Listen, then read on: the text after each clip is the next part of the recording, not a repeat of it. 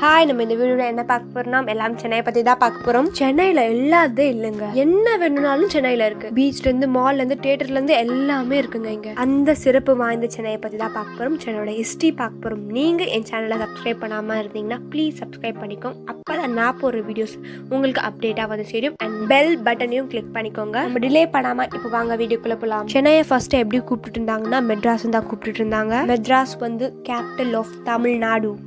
India's 4th largest city வந்து சென்னை தான். 30th largest city in the world தான். First சென்னையில் வந்து 2014 8.9 மில்லியன் பாப்புலேஷன் இருந்தாங்க. இப்போ 2020-21 வந்து 11.2 மில்லியன் பாப்புலேஷன் இருக்காங்க. எவ்வளோ இன்க்ரீஸ் ஆயிருக்கு பாருங்க. 11.2 மில்லியன்னா வந்து 1.12 crore. 31st metropolitan city in the world தான். வங்கக்கடல் ஓரத்தில் வந்து ஒரு சிறிய மணல் திட்டு இருந்தது.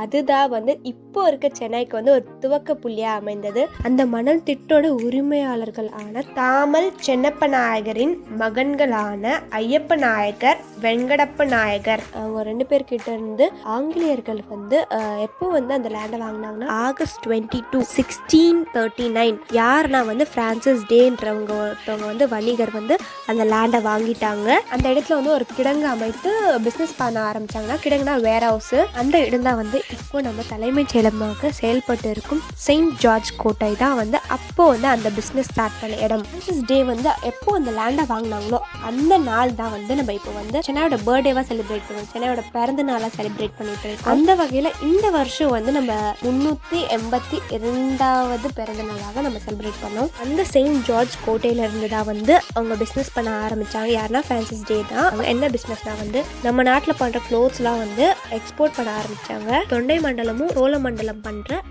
துணி, என்ன துணினா வந்து காட்டன் துணி. அங்க டென்மார்க்ல, லண்டன், பாரிஸ்லலாம் வந்து அவ்வளோ நேம். அந்த துணிக்கு வந்து நல்ல மார்க்கெட் இருந்துட்டாங்க.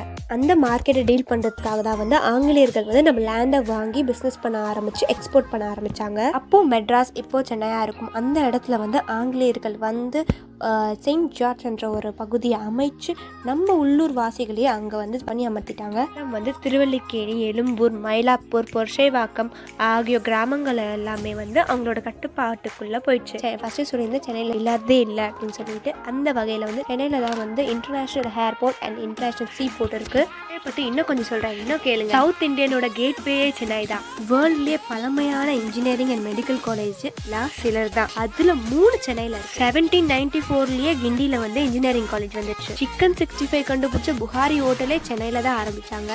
சென்னையில் பார்த்தசாரதி கோயில், கபாலீஸ்வரர் கோயில், காளிகம்பாள் கோயில் இதெல்லாம் சேர்த்து 400 கோயில்கள் இருக்குது. இந்தியாவோட ஃபர்ஸ்ட் ஆங்கிலிக்கன் சர்ச் இங்கே தான் இருக்குது, சென்னையில் தான் இருக்குது. இதோட சேர்த்து 200 சர்ச் இருக்குது. 1000 லைட் மாஸ்கோட சேர்த்து 200 மாஸ்க் இருக்குது இங்கே.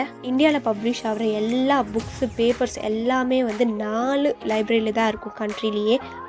அந்த வகையில் வந்து கன்னிமரா லைப்ரரி பெரிய லைப்ரரி சென்னையில் தான் இருக்குது. இந்தியாவிலே ஃபர்ஸ்ட் புக் ஸ்டோர் எக்கிம்பாத்தம்ஸ் அது சென்னையில் தான் இருக்குது. இந்தியாவிலே பழமையான railway station Royapuram railway station தான் சென்னையில தான் இருக்கு. அதுவும் இந்தியாவிலேயே அதிகமாக ஃபாரின் டூரிஸ்ட் வர இடம் சென்னை தான். முக்கியமாக மெடிக்கல் டூரிஸ்ட் வருவாங்க. 1920 இருந்தே கேன்சர் இன்ஸ்டியூட்லாம் இருக்கு. நினச்சி பார்க்க முடியுதா உங்களால?